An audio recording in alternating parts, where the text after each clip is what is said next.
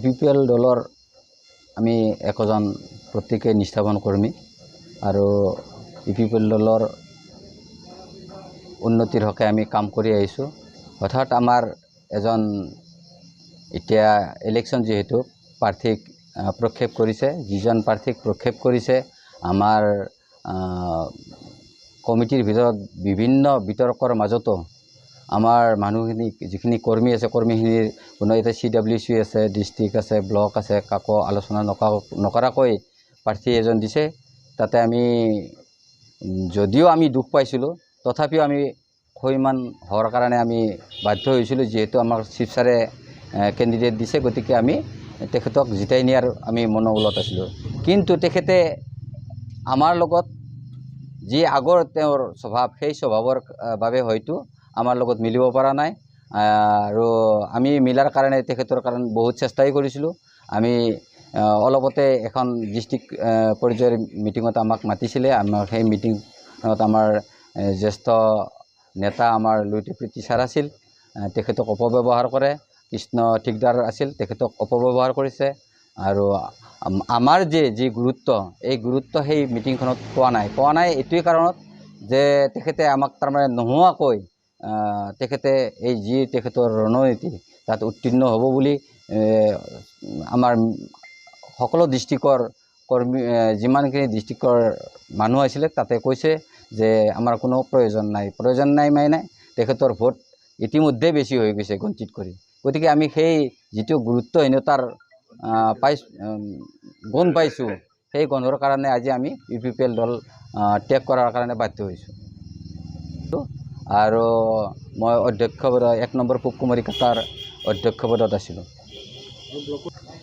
উপসভাপতি পদত আছিলোঁ।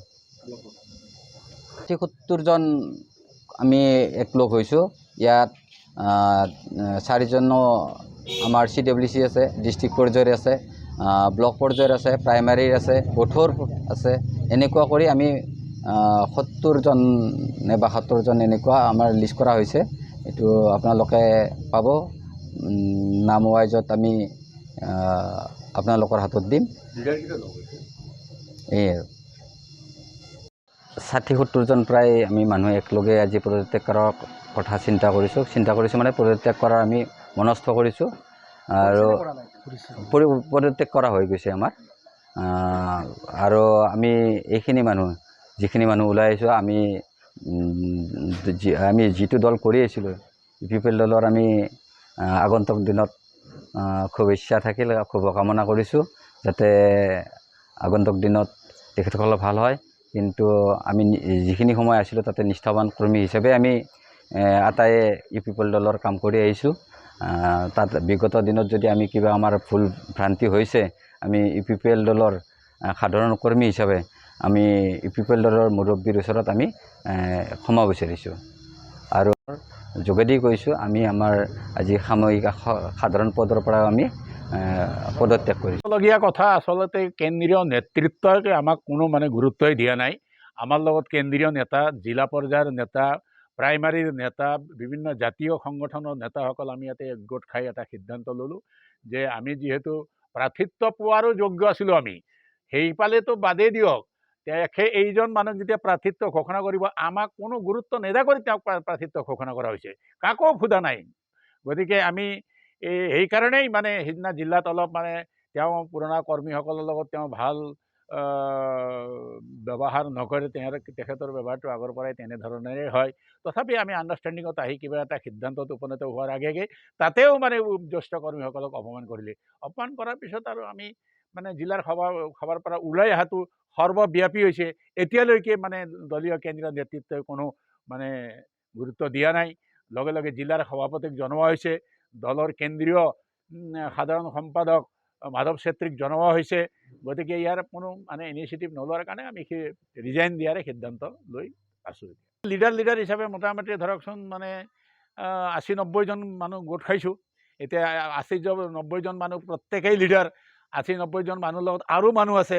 গতিকে সকলোৱে ৰিজাইন দিয়াৰ কাৰণে সিদ্ধান্ত কৰিছোঁ। আমি কোনো শীৰ্ষ পৰ্যায়ৰ পৰা নেতৃত্বৰ পৰা আমি কোনো সঁহাৰি পোৱা নাই বা গুৰুত্ব পোৱা নাই। গতিকে আমাক নজনাকৈ যিজন প্ৰাৰ্থিত্ব আমাক প্ৰদান কৰিলে, তেওঁ আমাৰ লগত কোনো সহমতত নহয়। তেওঁৰ বিগত দিনবোৰত আমি দেখা পালোঁ কাৰ্যকালবিলাক আমাৰ লগত কোনো কাৰণতে নিমিলে।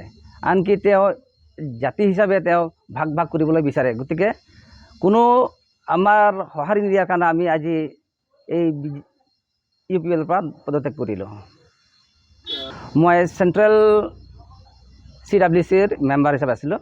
মই অন্ততঃ আজিৰ পৰা 10 বছৰ তেওঁৰ লগত কাম কৰিলোঁ, কিন্তু আজিলৈকে আমি কোনো সঁহাৰি নাপালোঁ।